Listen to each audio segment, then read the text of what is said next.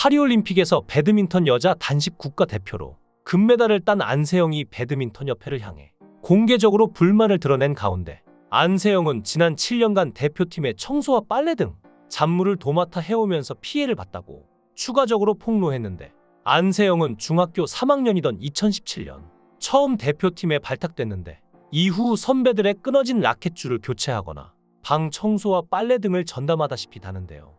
이에 안세영의 부모는 지난 2월 협회 관계자들을 만나 대표팀 선수촌 내 생활 개선 등 7가지 요구사항을 전달했는데, 일과 휴식이 필요한 상황에서 이런 잡무로 피해를 받았기 때문이었죠. 하지만 대표팀 코치진은 오래된 관습이기 때문에 당장은 문제를 해결할 수는 없고 점진적으로 고쳐나가겠다고 답변했다고 하는데요. 대표팀에 운동하러 갔지 청소하고 빨래하러 간 건 아닐 텐데 구시대적이고 비합리적인 요구인걸 누구나 느끼실 것 같습니다. 전체를 위해 개인이 희생하라는 것은 전체주의나 다름없고 가장 악습이 많다고 생각하는 군대에서도 요즘엔 저런 거 안 시키는데 21세기가 맞는가 하는 의문이 들 지경인데요.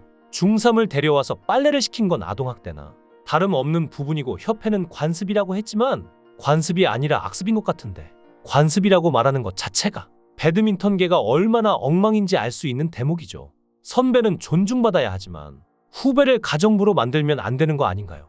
이제야 배드민턴 선배들이 안세영의 폭로에 대해 예민하게 반응하고 오히려 안세영을 비난하는 태도를 보였는지 알 것 같은데요.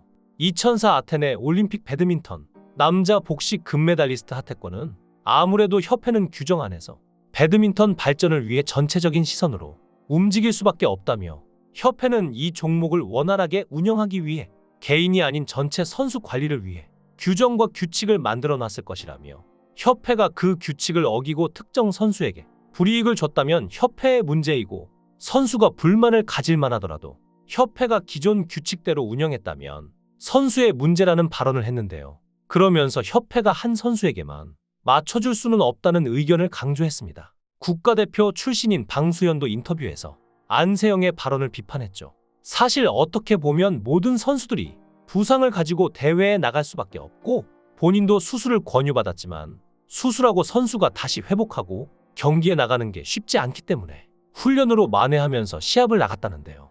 안세영이 선수로서는 1년도 안 남은 올림픽 준비를 해야 되는데 부담이 많이 됐을 것이라고 생각하지만, 협회에서 부상 대처를 잘못했다, 대표팀에서 그랬다고 발언한 것에 대해서는 이해할 수 없다는 반응을 보였습니다. 그러면서 본인이 혼자 금메달을 딴 게 아니라 안세영 선수를 위해서 감독 코치들도 대표팀에 들어가서 같이 훈련을 한 것이고, 그 밑에 후보 선수들이 그만큼 파트너를 해줬으니 협회의 시스템 문제가 있는 것이 사실이면 개선을 하면 된다면서 안세영이 성급하게 인터뷰를 했다고 비판 아닌 비판을 한 것입니다. 게다가 협회에서 안세영 선수가 유망주였기 때문에 어려서부터 지원이 갔고 지금의 안세영 선수가 된 것이라 생각하는데, 이 상황에 와서 협회한테 은퇴는 아니지만 같이 갈 수 없겠다는 것을 공식적으로 올림픽 금메달을 따자마자 기쁜 와중에 말했다는 게 안타깝기도 하고 실망스럽기도 하다고까지 말했죠. 이처럼 대놓고 비난을 한 방수현의 태도가 특히나 문제가 되었는데, 가장 먼저 안세영을 비난하며 배드민턴 협회를 두둔하는 말을 꺼낸 것이 방수현이기에 방수현에 대한 말이 연일 나오고 있는 상황입니다. 그렇다면 방수현이 정말로 대단한 배드민턴 선수일까요? 과거에는 그랬지만 현재는 배드민턴에 대해 과연 뭘 제대로 알고 있나 의문이 들 정도인데, 방수현은 1996년 애틀란타 올림픽 금메달리스트로 그해 10월 신경정신과 전문의 신원균 씨와 결혼해 선수 생활을 은퇴했는데요. 방수현은 미국 중남부 루이지애나주에서 살며, 방수현은 국제 배드민턴 연맹 이사를 역임했죠. 원래 방수현이 미국에 하나도 연고가 없고 오로지 남편을 따라서 미국으로 향했다는 걸 생각해보면 조금 이상한 부분인데요. 한 네티즌에 따르면 방수현의 남편이 미국에서 알아주는 스포츠 집안의 아들이며, 그래서 방수현이 아무런 연고 없이 미국에서 생활을 할 때도 자연스럽게 국제 배드민턴 연맹 이사직을 맡을 수 있었다고 주장했는데요. 그러니까 한마디로 남편의 후광으로 이사직을 맡았다는 주장이었죠. 여기서 뭔가 느껴지실 텐데요. 방수현은 선수생을 은퇴한 이후 연맹에 소속되어 선수보다는 연맹 측에 서서 편파적인 성향을 가진 지 20년이 넘었다는 것도 추측해볼 수 있겠습니다. 그리고 갑자기 2020년 도쿄올림픽부터 해설위원을 맡으며 방송에 복귀했는데 무언가 이상하지 않으신가요? 이미 배드민턴 선수 은퇴한 지가 20년이 넘은 사람을 데려다가 해설위원을 시킨다는 것이요. 배드민턴 메달리스트 출신 선수가 얼마나 많은데 은퇴한 지 20년이 넘고 지도자 생활도 하지 않은 그야말로 일반인인 사람을 데려다가 해설위원을 시킨다. 이건 앞뒤가 맞지 않는데요. 방수연과 남편, 그리고 시댁의 영향력이 어느 정도 있지 않았을까 하는 추측이 연이어 나오고 있습니다. 정말 방수연의 의견처럼 배드민턴 협회는 문제가 없는 곳이며 안세영이 오버하는 걸까요? 대한민국 배드민턴 간판 스타 안세영을 울리고 이용대를 울렸던 배드민턴 협회 만행을 들으시면 깜짝 놀랄 것입니다. 파리 올림픽 여자 단식 결승전에서 금메달을 차지한 안세영 선수는 기자들과 만난 자리에서 대한배드민턴협회를 향한 비판을 기다렸다는 듯 얘기했습니다. 지난해 겪었던 부상을 예로 들며 무릎 부상이 생각보다 심각했고 쉽게 나을 수 있는 수준이 아니었는데 협회는 너무 안일하게 생각해서 실망이 컸다며 배드민턴이 더 발전할 수 있을 것 같은데 이번에 금메달이 한 개밖에 안 나온 이유에 대해 더 생각했으면 한다고 쓴소리를 냈는데요. 선수 육성 방식, 소통 부재, 독자적 운영 등 협회 운영 전반의 아쉬움을 드러낸 안세영의 이번 발언으로 과거 대한배드민턴협회가 이용대에게 했던 최악의 사건이 국민들에게 알려졌습니다. 그동안 이용대가 왜 갑자기 국가대표에서 사라져 보이지 않았는지 잘 모르던 국민들이 대부분이었죠. 하지만 다 이유가 있었고 전부 배드민턴협회의 무능력 때문이었습니다. 갑작스레 이용대가 도핑 테스트에 불응해 선수 자격 1년 정지 징계를 받게 됐다는 사실이 알려져 모두가 충격받았는데요.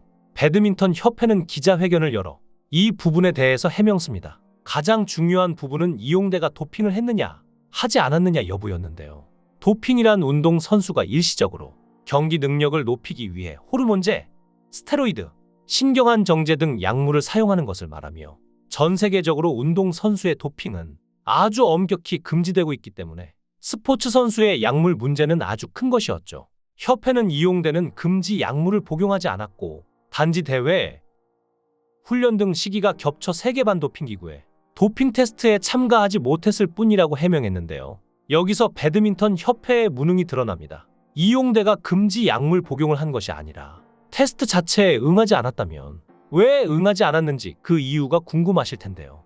협회는 반도핑 기구가 2차례 태릉에 방문했는데 2번 모두 이용대가 대회 출전을 이유로 선수촌에 없는 상황이었다고 합니다. 그래서 반도핑 기구는 3월에 정식으로 도핑 테스트를 하겠다는 통보를 전했는데요. 여기서 배드민턴 협회가 이용대의 소재지를 입력해야 하는데 기한을 넘겨버린 겁니다. 그래서 도핑 테스트 불이행이라 판단한 것인데요. 결국 반도핑 기구가 이용대의 도핑 테스트를 위해 2차례 태릉을 방문했지만 한 번도 선수들을 만나지 못했고 심지어 9월에는 소재지 입력조차 하지 않았기 때문에 선수 자격 1년 정지 징계를 내렸다는 거죠. 세계 반도핑 규약에 따르면 도핑 검사에서 시료 채취를 거부 불응 또는 회피한 경우도 도핑 방지 위반으로 규정하고 징계를 내리는데요. 반도핑 기구는 최대 2년의 선수 자격 정지 혹은 영구 제명을 내릴 수 있는 권한을 가지고 있기에 정당한 처분을 내린 것이죠.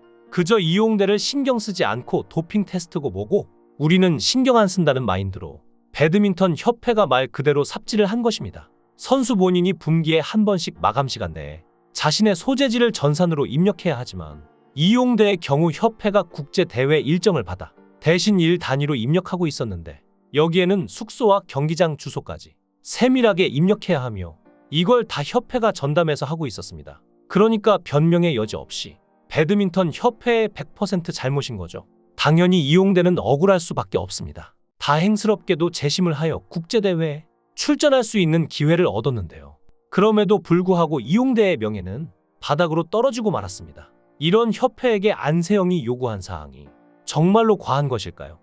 안세영은 일과 후 휴식 필요성을 강조하며 1인실 우선 배정을 요청했고 코치진과 직접 소통하게 해달라고 했죠. 이외에도 트레이너 간 트러블 개선, 선수촌 외부 재활 허용 등을 요구했습니다. 또 협회 후원사 운동화 불편을 호소하며 다른 운동화 착용을 요청했고 컨디션 관리를 위해 항공 티켓도 비즈니스석이나 업그레이드 할 수 있는 이코노미석으로 변경해달라는 뜻을 함께 전했는데요.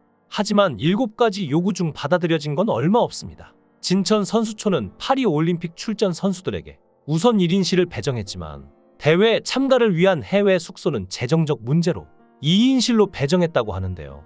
항공 티켓도 자리 변경이 가능한 이코노미석을 끊어줬지만 업그레이드는 선수 자비로 하기로 했고 운동화는 변경 대신 기존 후원사가 맞춤 제작으로 해주는 것으로 추진했는데요. 나머지 요구는 개선을 주문했다는 요청한 상태로만 정리됐죠. 집단의 이름으로 까라면 까기와 까기 싫으면 조용히 하기가 생존 비기로 통하는 한국 사회에 안세영이 돌을 던진 이 상황에서 유야무야 마무리되지 않고 이 일이 반드시 해결될 수 있도록 모두가 관심을 갖고 지켜봐야 할 것입니다. 여러분의 생각은 어떠신가요? 댓글로 여러분의 생각을 달아주시면 감사하겠습니다. 구독과 좋아요 부탁드립니다. 강산TV였습니다.